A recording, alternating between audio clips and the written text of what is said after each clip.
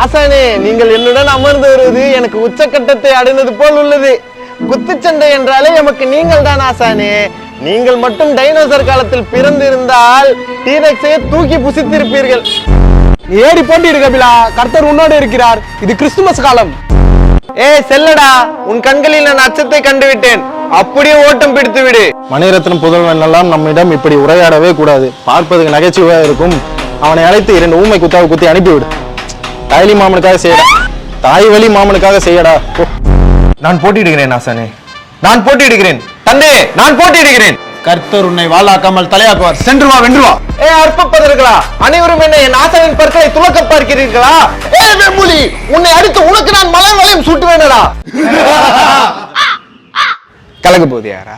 என்ன ரங்கா, கலக்க போது யாரா என்று கேட்கிறேன். கபில நேரங்கள் உங்கள் அனைவர் முகத்தையும் கம்மங்கூழாக்கி விடுவான். நாட்டியராஜா, முக்கியமாக உன் முகத்தை. என்ன தந்தையே, குத்துச்சண்டை வீரர் போலவா உரையாடுகிறீர்? மேடை ஏறி பாத பணி செய்யும் போது எதிரில் இருப்பவன் குத்து விட்டால் அதை பெற்று தாங்கு முருதியுடன் திருப்பி தந்து வெற்றி பெற்று இத்தனை காலங்களாக நிலையடைந்திருக்கிறோம்.